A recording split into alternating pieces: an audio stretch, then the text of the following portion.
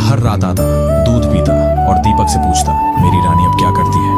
बहुत समय पहले की बात है, एक राजा और रानी थे जिनके पास वैभव था, सेना थी, खजाना था, पर वो एक चीखती किलकारी को तरसते थे। हर पूजा, हर मन्नत उसी संतान के लिए थी जो उनकी दुनिया को पूरा कर सके। एक सुबह राजा के दरबार में एक रहस्यमयी साधु आया तो दासी रानी को इत्तिला करती है। तब वह दासी से कहती है, यह मेरा अंतिम दान धर्म है, इसके बाद मैं अपने हाथों से कोई दान धर्म नहीं करूंगी। रानी चावल भरा छाछ हाथ में लेकर बाहर आई और साधु की झोली में भिक्षा डालने आगे बढ़ी। साधु बोला, हे महारानी, क्या हुआ, आप इतनी उदास क्यों हैं? रानी ने साधु को सारा वृतांत कह सुनाया और वह सिसकने लगी। वह साधु कुछ पल गंभीर हो जाता है और कहता है, चिंता मत कर महारानी, तुम्हारी संतान की इच्छा पूरी हो जाएगी। आपकी कोख से एक पुत्र जन्म लेगा, परंतु वह मात्र 14 वर्ष तक ही आप लोगों को मिलेगा। उसके आगे वह इस मृत्यु लोक में नहीं रह पाएगा। इससे बढ़कर आपको कुछ देना मेरे लिए संभव नहीं है। साधु ने झोली में हाथ डाला और थोड़ी सी भभूत निकालकर रानी को देते हुए कहा, आप और महाराज दोनों इसे बांटकर ग्रहण करना, तुम्हें जल्द ही पुत्र प्राप्ति होगी। इतना कहकर साधु अपनी राह चला गया। उस रात्रि समस्त राजकाज से निवृत्त होकर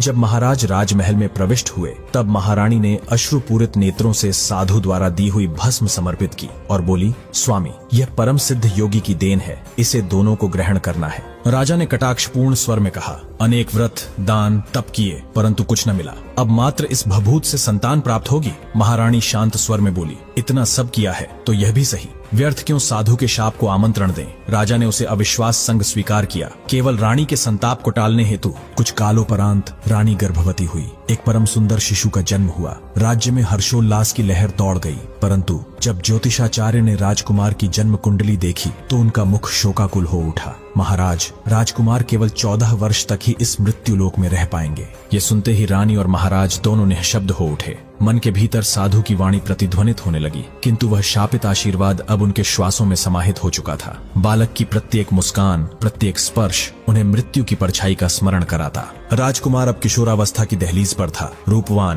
प्रज्ञावान एवं साहसी। एक दिन दरबार में राजा के समक्ष खड़े होकर उसने कहा, पिताश्री, मैं समस्त राज्य का अवलोकन करना चाहता हूँ। इस महल से बाहर की धरा, वहाँ के जन, वहाँ की संस्कृति मेरे लिए अभी तक अज्ञात है। राजा का हृदय एक क्षण को कांप उठा, क्योंकि यह वही समय था जब काल की छाया सिर उठाने को थी। पुत्र के 14 वर्ष अब समाप्ति के निकट थे, परंतु राजधर्म व पितृत्व ने उसे विवश कर दिया। महाराज ने दुखी मन से मुस्कुराते हुए कहा, बेटा, अवश्य जाओ, परंतु ध्यान रहे, जहाँ भी जाओ, जो भी करो, वह अपनी पत्नी को मत बताना। राजकुमार ने विनम्रता से मस्तक झुकाते हुए कहा, जैसा आदेश पिताश्री। फिर जो हुआ वह रहस्य से परिपूर्ण था। दिन भर राजकुमार अपनी पत्नी संग हर्षोल्लास में व्यतीत करता, परंतु जैसे ही रात्रि का घड़ी चक्र 12 पर पहुंचता, वह चुपचाप उठ खड़ा होता और महल से बाहर चला जाता, और हर प्रभात के पहले वह वापस शयन कक्ष में लौट आता।